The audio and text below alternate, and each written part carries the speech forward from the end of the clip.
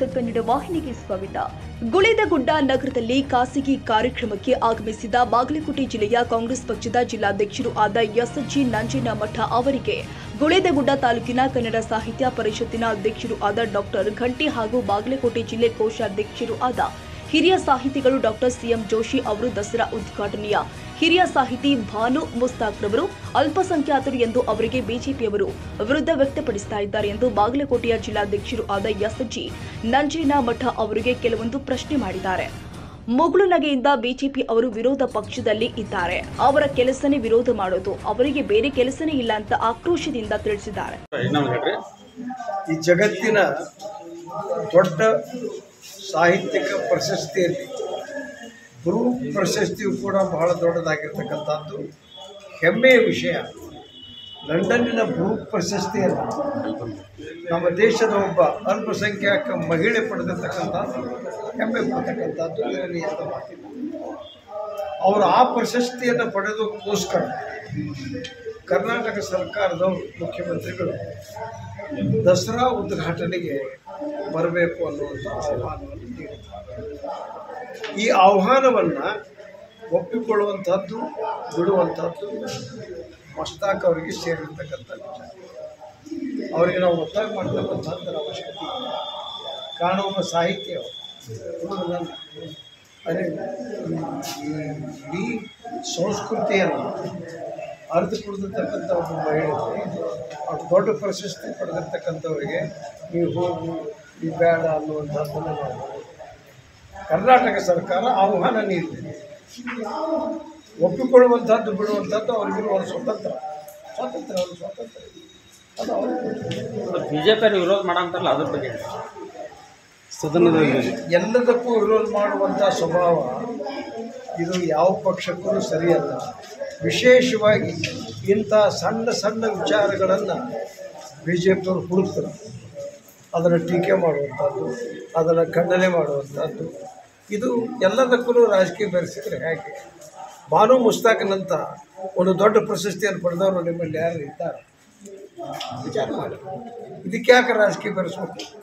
ಇದು ಭಾನು ಮುಸ್ತಾಕರ ಸ್ವತಂತ್ರದ ಪ್ರಶ್ನೆ. ಅದು ಅವ್ರು ಒಪ್ಪಿಕೊಳ್ಳೋದು ಒಪ್ಪಿಕೊಳ್ಳೋದು ಆಯ್ತು ಸರ್. ಈಗ ಪ್ರಶ್ನೆ ಏನು ಬಂದದ ಅಂದ್ರೆ, ಈಗ ದಸರಾ ಉತ್ಸವದಲ್ಲಿ ಈ ಪರಂಪರೆ ಹೆಂಗದ ಅದನ್ನು ಒಪ್ಪಿಕೊಂಡು ಅದರ ಪ್ರಕಾರ ಅವರು ಅದನ್ನು ಉದ್ಘಾಟನೆ ಮಾಡ್ತಾರೋ ಅಥವಾ ತಾವೊಬ್ಬ ಅಲ್ಪಸಂಖ್ಯಾತ ಮಹಿಳೆ ಅನ್ನೋ ದೃಷ್ಟಿ ಇಟ್ಕೊಂಡು ಅದನ್ನು ಪೂರ್ಣ ಒಪ್ಕೊಳ್ಳದೆ ಅವ್ರು ಮಾಡ್ತಾರೆ. ಒಪ್ಪಿಕೊಂಡ್ರು ಅಂದರೆ ಅಲ್ಲೇ ಪೂಜೆ ಎಲ್ಲ ಸಂಸ್ಕೃತಿಯನ್ನು ಇರ್ತಾವಲ್ಲಿ, ಪೂಜೆ ಒಪ್ಪಿಕೊಳ್ಳೇ ಇಲ್ಲ ಅಂದರೆ ಇಲ್ಲ, ಅದನ್ನ ಅವರು ಬಹಿರಂಗವಾಗಿ ಹೇಳ್ತಾ ಇಲ್ಲ ಮೇಡಮ್ ಅವರು. ಅವ್ರೇನು ಹೇಳಕತ್ತಾರಂದ್ರೆ, ಇಲ್ಲ ನಾನು ಒಂದು ವೇದಿಕೆ ಮೇಲೆ ಅದನ್ನು ನಾನು ಹೇಳ್ತೀನಿ, ಆ ವೇದಿಕೆ ಮೇಲೆ ನಾನು ಹೇಳ್ತೀನಿ ಅವ್ರು ಹೇಳುವವರೆಗೂ ನಾವು ತಗೊಳ್ಳ. ಈಗ ವಿರೋಧ ಪಕ್ಷದವರ ವಿರೋಧ ಏನೈತಲ್ಲ ಅದಕ್ಕೆ ತಾವೇನಂತೀರಿ? ವಿರೋಧ ಪಕ್ಷದ ವಿರೋಧವನ್ನು ನಾನು ಒಪ್ಪೋದಿಲ್ಲ. ಸ್ವಲ್ಪ ಅಲ್ಪಸಂಖ್ಯಾತ ಈಗ ಹಿಂದೆ ರಾಜೀವ್ ಗಾಂಧಿ ಅವರು ಕೂಡ ಅದನ್ನು ಇದಕ್ಕೆ ಬಂದಿದ್ರು, ದಸರಾ ಉದ್ಘಾಟನೆ ಮಾಡಿದ್ದಾರೆ. ಅವಾಗ ಅದಕ್ಕೆ ಜಾತಿ ಇತ್ತು, ನಿಸ್ಸಾರ ಮಾಡಿ ಅದು ಇವ್ರಿಗೆ ಹಾಕೋದು. ಇವ್ರಿಗೆ ಯಾಕೆ ಪ್ರಶ್ನೆ ಅಂದ್ರೆ, ಒಬ್ಬ ಮಹಿಳೆಯಾಗಿ ಅಲ್ಲಿ ಪರಂಪರೆ ಏನದ ಅಂತಂದ್ರೆ ಅಲ್ಲಿ ಕುಂಕುಮ ಇಂಥದ್ದೆಲ್ಲ ಹಚ್ಕೋಬೇಕಾಗುತ್ತೆ. ಇದು ಒಂದು ಅಲ್ಲಿ ಪದ್ಧತಿ ಇದೆ. ಆ ನಾಡದೇವಿ ಕಾರ್ಯಕ್ರಮದಲ್ಲಿ ಯಾರು ಪಾಲ್ಗೊಳ್ತಾರೋ ಅವರು ಅದನ್ನು ವಿರೋಧ ಮಾಡ್ತಾರೆ. ಇನ್ನೊಬ್ಬ ಸಾಹಿತಿಯಾಗಿ ಅದನ್ನು ವಿರೋಧ ಮಾಡ್ತಾರೋ ಅಥವಾ ಅದನ್ನು ಒಪ್ಕೋತಾರೋ? ಒಪ್ಪಿಕೊಂಡ್ರೆ ಅವ್ರ ಧರ್ಮ ಅವ್ರಿಗೇನಾದರೂ ಅದನ್ನು ಸುಮ್ಮನೆ ಅವರು ಈ ವಿಷಯದಲ್ಲಿ ನನ್ನ ವಿರೋಧಾರ್ಥವಾದಂಥ ಒಂದು ತೀರ್ಮಾನ ಮಾಡಿಕೊಂಡು ನನ್ನ ವರ್ತಮಾನದ ಸಂದರ್ಭವನ್ನು ಗಮನಿಸಿದರೆ ನಮ್ಮ ಸಾಹಿತ್ಯಿಕ ನಿಲುವು ಯಾವಾಗಲೂ ಜಾತ್ಯತೀತ ನಿಲುವು. ಸಾಹಿತ್ಯಿಕ ಚಿಂತನೆಗಳು ಬಂದಿರುವುದೇ ಜಾತ್ಯತೀತ ನಿಲುವಿನ ಮೂಲಕ. ನಮ್ಮ ನಿತ್ಯೋತ್ಸವದ ಕವಿ ಹೇಗೆ ನಮಗೆ ಈ ನಾಡಿನ ವೈಭವವನ್ನು ಕಂಗೊಳಿಸಿದ್ದಾರೋ, ಅದರಲ್ಲೂ ಕೆ.ಎಸ್. ನಿಸ್ಸಾರಮ್ಮದವರು ಏನು ಅವರು ಅಷ್ಟೆಲ್ಲ ಸಾಹಿತ್ಯದಲ್ಲಿ ಸಾಧನೆ ಮಾಡಿದರೂ ಕೂಡ ನಾನೆಂಬ ಪರಕೀಯ ಅಂತ ಒಂದು ಕಾವ್ಯವನ್ನು ಬರೀತಾರೆ. ಹಾಗಾದರೆ ನಾನು ನಿಮ್ಮೊಡನಿದ್ದು ನಿಮ್ಮಂತಾಗದೆ ಅಂತ ಬರೀತಾರೆ. ಆ ಭಾವನೆಗಳು ಬರಲಿಕ್ಕೆ ಆ ಧರ್ಮಗ್ರಾಹಿ ಮನಸ್ಸುಗಳ ಹಾಗೆ ನೋಡಿದ್ದರಿಂದನೇ ಹಾಗೆ ಆ ಭಾವನೆಗಳು ಬಂದಿದ್ದಾವೆ ಅಂತ ನನಗೆ ಅನಿಸುತ್ತೆ. ಈಗ ಭಾನು ಮುಸ್ತಾಕ್ ಅವರು ಒಂದು ಕನ್ನಡದ ನುಡಿ ಕೈಂಕರ್ಯವನ್ನು, ಬದುಕಿನ ವಾಸ್ತವ ಸತ್ಯವನ್ನು ಕಥೆಯಾಗಿಸಿ ಎದೆ ಹಣತೆಯ ಮೂಲಕ ಪ್ರಪಂಚಕ್ಕೆ ಬೆಳಕಾಗಿದ್ದಾರೆ.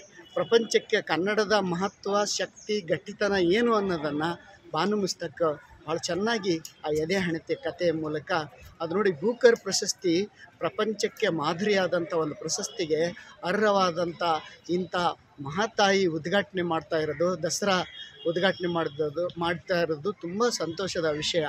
ಇದಕ್ಕೆ ನಾವು ಜಾತ್ಯತೀತವಾಗಿ ಒಕ್ಕೂರಲಿಂದ ನಾನು ಪ್ರಗತಿಪರ ಚಳವಳಿಯ ಒಂದು ವಿದ್ಯಾರ್ಥಿಯಾಗಿ ನಾನು ಹೇಳೋದೇನೆಂದ್ರೆ, ಬಾನು ಮುಸ್ತಕ್ ಅವರು ವಿಶೇಷವಾಗಿ ಇಂಥ ಗೌರವಕ್ಕೆ ಪಾತ್ರರಾಗಿದ್ದಾರೆ.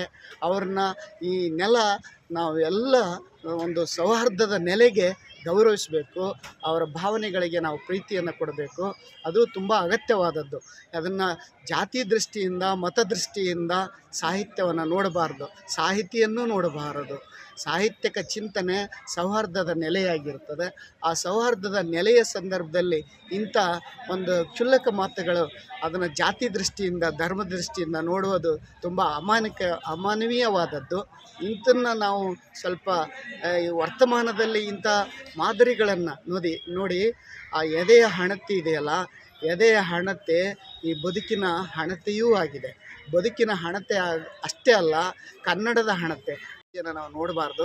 ಅದಕ್ಕೆ ನಾನು ಹೇಳೋದೇನೆಂದ್ರೆ, ಈ ಬಾನು ಮುಸ್ತಕ್ ಮೇಡಮ್ ಅವರಿಗೆ ಕರ್ನಾಟಕ ಸರ್ಕಾರ ವಿಶೇಷವಾಗಿ ಇಂಥದ್ದೊಂದು ದಸರಾ ಉದ್ಘಾಟನೆಗೆ ಆಹ್ವಾನ ಕೊಟ್ಟಿದ್ದಕ್ಕೆ ನಾನು ತುಂಬ ಹೃದಯದ ಹಾರ್ದಿಕವಾಗಿ ನಾನು ಅಭಿನಂದಿಸ್ತೇನೆ. ಯಾಕಂದ್ರೆ ಇಂಥ ಶಕ್ತಿಗಳನ್ನು ನಾವು ಪ್ರೋತ್ಸಾಹಿಸಬೇಕು.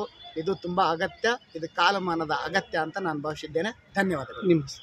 ನಾನು ಡಾಕ್ಟರ್ ಸಣ್ಣವೀರಣ್ಣ ದೊಡ್ಡಮನಿ, ಪ್ರಗತಿಪರ ಚಿಂತಕ ಹಾಗೂ ಅಲೆಮಾರಿ ಸಮುದಾಯಗಳ ವಿಶೇಷ ಒಂದು ಅಧ್ಯಯನವನ್ನು ಮಾಡಿದಂಥವನು. ಆದರೆ ಅಲೆಮಾರಿ ಸಮುದಾಯಕ್ಕೆ ಅನ್ಯಾಯವಾಗಿದೆ. ಈ ಸಂದರ್ಭದಲ್ಲಿ ಹಿರಿಯ ಸಾಹಿತಿಗಳು ಆದ ಡಾಕ್ಟರ್ ಸಿಎಂ ಜೋಶಿ, ಕನ್ನಡ ಸಾಹಿತ್ಯ ಪರಿಷತ್ತಿನ ತಾಲೂಕು ಅಧ್ಯಕ್ಷರು ಆದ ಡಾಕ್ಟರ್ ಗಂಟಿ, ಡಾಕ್ಟರ್ ಸನ ವೀರಣ್ಣ ದೊಡ್ಡಮನಿ ಉಪಸ್ಥಿತರಿದ್ದರು. ತಾಜಾ ಸುದ್ದಿಗಾಗಿ ಎಂಟಿವಿ ನ್ಯೂಸ್ 24x7ಗೆ ಸಬ್ಸ್ಕ್ರೈಬ್ ಮಾಡಿ ಮತ್ತು ಬೆಲ್ ಐಕಾನ್ ಅನ್ನು ಒತ್ತಿ. ತಪ್ಪದೇ ಲಿಂಕ್ ಶೇರ್ ಮಾಡಿ.